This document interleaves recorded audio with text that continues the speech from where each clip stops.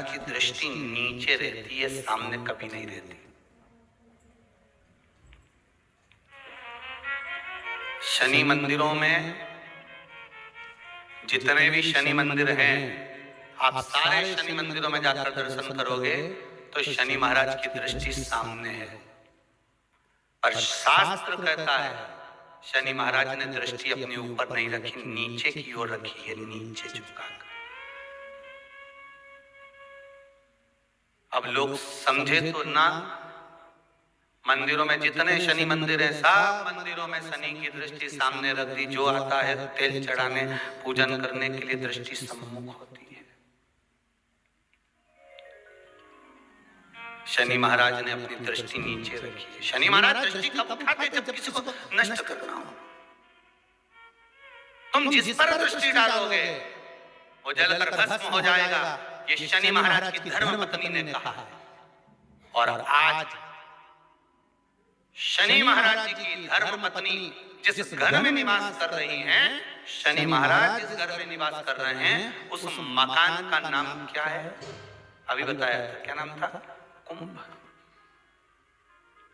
अपने भी मकान का नाम होता है ना, कोई ने पितृ कृपा लिख देता है, कोई गुरु कृपा लिख देता है, कोई देव कृपा लिख देता है, कोई लक्ष्मी कृपा लिख देता है, कोई अपने पिताजी का नाम से लिख देता है। मकान का नाम लोग रख देते हैं, हमारे मकान का नाम। तो शनि महाराज के घर का नाम था कुंभ। उस कुंभ मकान में शनि महाराज रह रहे थे, पिताजी का आगमन हो गया। बहुत ध्यान से सुनना, ये मकर संक्रांति की कथा है। पहले मिली कि नहीं मिली वो हम नहीं जानते, पर मकर संक्रांति का भाव को जान लीजिए महाराज कि क्यों महत्व है दान का, गुड़ और तिल्ली का, क्यों महत्व है सूर्य नारायण के पूजन का।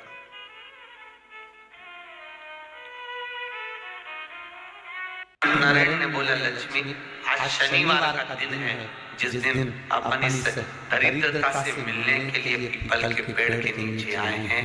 हिंदू धर्म में ये दिन पीपल के वृक्ष के लिए पूजनीय होगा।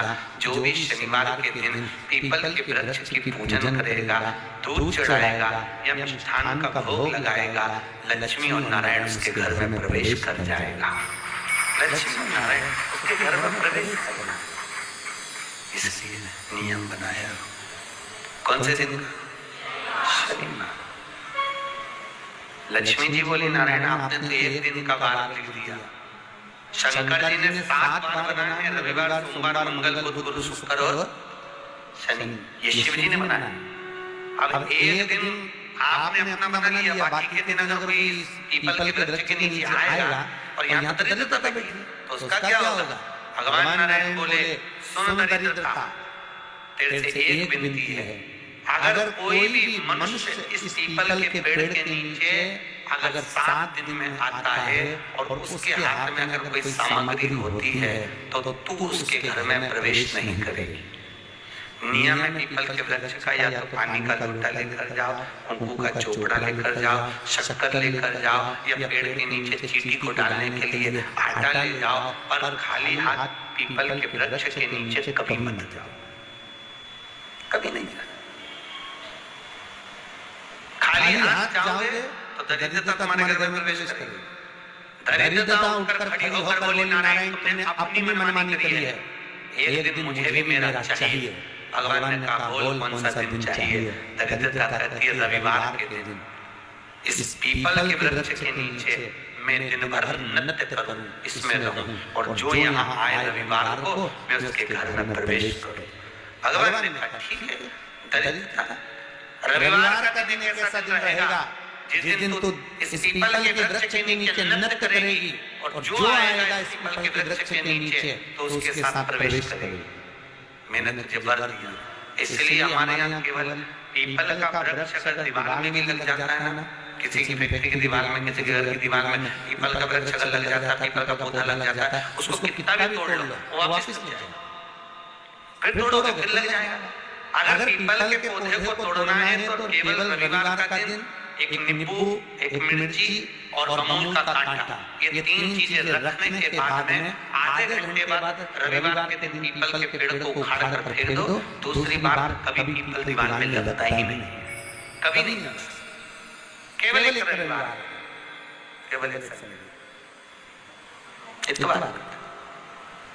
घर में दीवारों पर अगर पीपल लग भी रहा है, इसलिए पीपल के वृक्ष को उखाड़ने का, अगर घर में पीपल लगा हुआ है या पीपल का पौधा हमारे घर में लग गया, उसको उतारना, निकालना, लगाना, तो पीपल के वृक्ष को अगर निकाला जाता है तो रविवार के दिन, और अगर पीपल के वृक्ष को कहीं लगाया जाता है तो सोमवार के दिन या मंगलवार के दिन, बुधवार के दिन, इन दिनों में लगा पीपल के वृक्ष कहीं लगा। शनिवार का दिन ऐसा दिन होता है जिस दिन पीपल के वृक्ष को कहीं जाकर लगाया नहीं जाता, क्योंकि शनिवार के दिन पीपल के वृक्ष के नीचे लक्ष्मी रहती है। हम अपने हाथों से अगर पीपल का वृक्ष किसी दूसरी जगह पर शनिवार को रोपित करते हैं तो हमारे घर की लक्ष्मी अपने घर से छिन्न होकर चली जाती है। इसलिए शनिवार के दिन पीपल लगाया नहीं जाता, किसी के घर जाकर उसको वापस पलटा नहीं जाता, लग गया उसको। प्रभु मेरी धर्मपत्नी को कहा तुम आप बताओ, वो तो जहाँ यज्ञ होता है, अनुष्ठान होता है, दान होता है, पुण्य होता है, सब कर्म होता है, जाने लग जाएंगे। अब करूँ क्या? भगवान ने बोला एक काम करो। दुर्वासा जी बोले जिसके यहाँ रात्रि में बर्तन झूठे पड़े रहते हो उसके घर में इस दरिद्रता को लेकर तुम प्रवेश कर जाना। जिसके यहाँ रात्रि में बर्तन झूठे पड़े हो वहां लेकर प्रवेश कर जाओ। दूसरी जगह दुर्वासा जी बोले जो स्त्री घर में दोपहर के समय पर सो रही हो उसके घर में इसको लेकर प्रवेश कर जाएगी। जो दोपहर के समय में घर पर सो रही हो इस दरिद्रता को लेकर प्रवेश कर जाइए। तीसरा, जिसके यहाँ पर दरवाजे पर कांटे वाले पौधे लगे हों उस घर में इस दरिद्रता को लेकर प्रवेश कर जाइए। कितनी सुंदर बात कही है। दाता और विधाता कौन कौन? दाता और विधाता। लक्ष्मी और दरिद्रता के सगे भाई हैं। कौन कौन? दाता और विधाता। दाता को फिटकरी प्रिय, विधाता को नमक प्रिय। ये दोनों हमेशा लक्ष्मी को और दरिद्रता को दोनों को समझाते थे, दोनों में प्रेम बढ़ाते थे। आज भी हिंदू धर्म की रीति है। यहाँ तो ठीक है, जिसके यहाँ पर भी अगर थोड़ी सी भी परेशानी होती है, थोड़ा सा क्लेश होता है, अशांति होती है, लक्ष्मी नहीं दिख रही हो, काम नहीं बन रहे हो, बहुत प्रयास कर जा रहा हो और हमारा कार्य नहीं होता, तो क्या करते हैं? फिटकर नमक पानी में डाल देते हैं और घर में पोछा लगाते हैं। आप लोगों ने आजकल फेसबुक पे पढ़ा होगा, व्हाट्सएप पे पढ़ा होगा, तो क्यों लिखा? उसका कारण केवल इतना है कि दाता और विधाता की प्रियता। माता ख्याति के जो 4 बच्चे हुए उसमें जो 2 लड़के हैं, दाता और विधाता, उसकी प्रियता, उसकी पूर्णता। अब दुर्वासा जी बोले अपनी धर्मपत्नी को वहां लेकर, जहां कांटेदार पौधे लगे हों वहां पर लेकर प्रवेश कर जाएंगे। कांटेदार पौधों में उस दरिद्रता का निवास हुआ। कितना विचित्र कथा यहाँ वर्णन करी है। श्रीमद् भागवत के अंतर्गत जो वर्णन किया कि मृत्यु निश्चित है। और शनि महाराज का भी पांव टूट गया था। टूटा था क्यों टूटा था? जो अपनी माता संध्या को लात मारी, शनि महाराज ने लात मारी तो पांव टूट गया। शनि महाराज की आंख में आंसू। देवर्षि नारद के पास थे, नारद जी मेरा पांव टूट गया, मैंने अपनी मां को लात मारी। नारद जी बोले तू तो द्रोही है, तूने अपनी माता को लात क्यों मारी?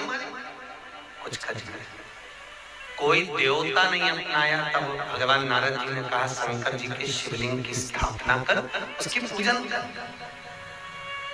जहाँ काशी विश्वनाथ के मंदिर आप लोग जाते हो, जिस विश्वनाथ का दर्शन करते हो, ये काशी का विश्वनाथ का प्राण प्रतिष्ठा शनि महाराज ने करी थी। शनि महाराज के हाथ का शिवलिंग है और शिवलिंग की स्थापना कर शनि महाराज ने भगवान शंकर से मांगा। शिव जी प्रकट हुए, मांगो शनि तुमको क्या चाहिए? शनि महाराज ने कहा मेरा पांव टूट गया, आप कृपा करिए। भगवान शंकर ने कहा शनि तूने मेरा भजन करा है, जा तेरा पांव तो टूटेगा पर पांव में थोड़ी लचकता तेरी बनी रहेगी। दुनिया के लोगों को शनि लगता है और शनि को शंकर लगता है। दुनिया के लोगों को शनि लगता है, शनि को शंकर। इसलिए आज भी नियम है कि काशी विश्वनाथ का नाम लेकर एक काजल की डिब्बी को लीजिए। अगर किसी को शनि लग गया हो, कोई प्रॉपर्टी का काम कर रहे हो, कोई व्यापार करते हो और व्यापार नहीं चल रहा, बहुत अड़चने आ रही है, कोई ना कोई परेशानी पे परेशानी आ रही है, एक काजल की डिब्बी लो, काजल की डिब्बी लो, काशी विश्वनाथ का नाम लो और 21 बार उतारो और उतार कर किसी पेड़ के नीचे तक खड्डा खोद कर उसको दबा दीजिए, आपका काम यूं सफलता की ओर बढ़ना चालू हो जाएगा। शनि की कुदृष्टि समाप्त, 7.5 ढैया समाप्त, परेशानी। हम आप लोगों से भी कहेंगे कभी एक बार प्रैक्टिकल करो, 1 वर्ष कोई भिक्षा मांगने वाला भी है ना, बहुत दरिद्रता उसकी जिंदगी में है, बहुत गरीब रहा है, उसके पास खाने तक के लाले पड़ रहे हैं, तो हम उनसे एक निवेदन करेंगे कि प्रयास करो 1 वर्ष ये 7 जगह हैं जहां पर कभी एक जगह का नियम बना लो, या तो बेलपत्री के पेड़ के नीचे, या शमी के वृक्ष के नीचे, या पीपल के वृक्ष के नीचे, या आंवले के वृक्ष के नीचे, या वट वृक्ष के नीचे, या शंकर भगवान के शिवालय में, या अपने घर के दरवाजे के बाहर। ये 7 स्थान हैं, इसमें से कोई एक स्थान आप चुन लो। एक दिन भी नागा नहीं होना चाहिए, एक दिन भी कैंसिल नहीं होना चाहिए, एक दिन भी उसमें कहीं अड़चन नहीं आना चाहिए। 1 वर्ष ये 7 स्थान में से कोई एक स्थान पर 1 वर्ष तक रोज शाम के समय प्रदोष काल में दिया लगाना चालू करो, भले वो दिया 2 मिनट जले, पर प्रदोष काल में अगर तुमने एक जगह का भी नियम ले लिया 1 साल का, फिर हमको बताना कि मेरे कुबेरेश्वर बाबा ने तुम्हारे घर में संपदा की कमी नहीं, वो भंडार भरने में कमी नहीं लगी। आज के समय में यही हो रहा है, सास कुछ बोली, बहू पलट कर जवाब दे दी, ये तो उसी में का हाल हो गया, कुत्ता हमें काटा, हम कुत्ते को काट गए। क्यों? किस लिए? बोलने दो।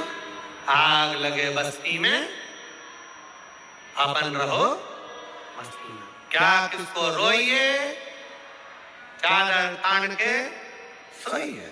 क्या करना अपन को? हो रहा है ना, ठीक है। कोई गाली दे रहा है ना, देने दे। कोई अपशब्द कह रहा है ना, कहने दो। ध्यान देना, जिस पर दुनिया हंसी है उसी ने भारत का इतिहास रचा है, उसी ने भारत का इतिहास रचा है। जिस पर दुनिया हंसी उसी ने इतिहास रचा है, उसी ने इतिहास रचा।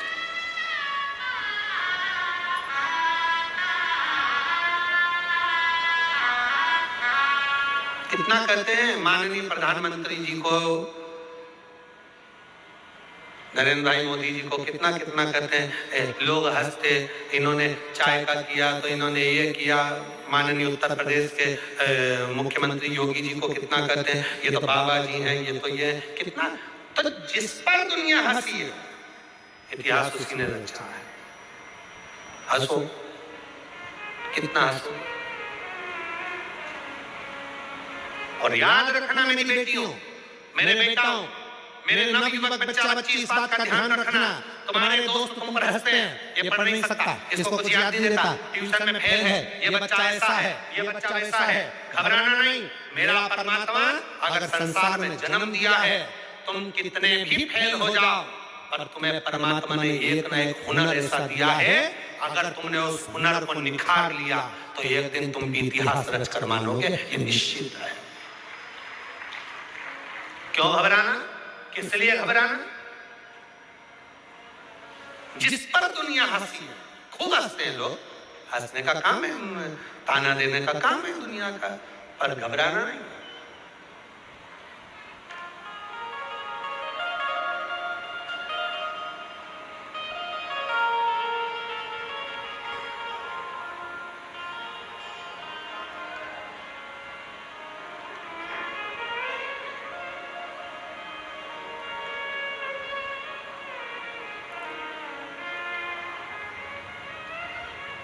जब हमारे सुपुत्र चिरंजीव पंडित राघव जी मिश्रा जी ने कथा प्रारंभ करी, तब उन्होंने एक बात कही, पिताजी लोग हंसेंगे, कुछ भी बोलेंगे, हमने कहा लोग हंसेंगे, ताना कसेंगे, करोगे तो भी हंसेंगे और कुछ करोगे तो भी हंसेंगे।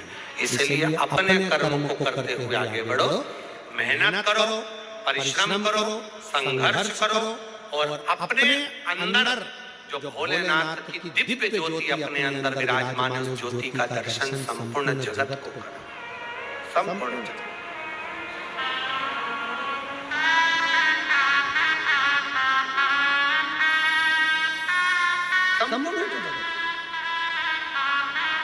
महाराज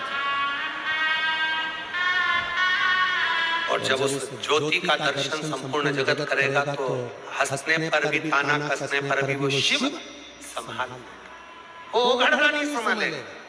मेरी नवयुवक बेटियों को, मेरे नवयुवक बेटाओं को, मेरी बेटियों को, मेरी जीजियों को, मेरे जीजाओं को, कई बेटियां कहती हैं हमारी शादी हो गई, अब हम पढ़ाई करें तो कैसे करें, हमारी शादी हो गई, अब हम बच्चों को संभालें कि हम विद्याध्ययन करें, हमारी शादी हो गई, अब हमको नौकरी नहीं लग सकती। कौन कहता है नौकरी नहीं लग सकती? कौन कहता है कि तुम पढ़ाई नहीं कर सकते? भले शादी हो जाए, ब्याह हो जाए। कई बेटे कहते हैं अब तो हम परिवार में फंस गए गुरुजी, अब तो बच्चों के लिए कुछ ना कुछ करना पड़ेगा, अब क्या हम पढ़ाई करेंगे? करो, अभी तुम में वो बल है, अभी तुम में वो एनर्जी है, अभी से हार गए, हिम्मत,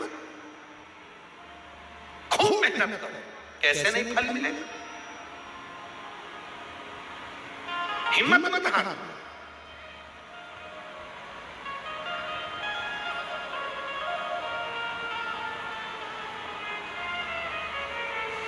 और तेरी कृपा का क्या है भरोसा, कब किस पर जरा हम पर। वो कृपा करेगा, जरूर करेगा। आप अपना ध्यान केंद्रित रखना, भटकना नहीं, अपने मन को पूरा पक्का रखना। शिव समान, शिव समान, शंकर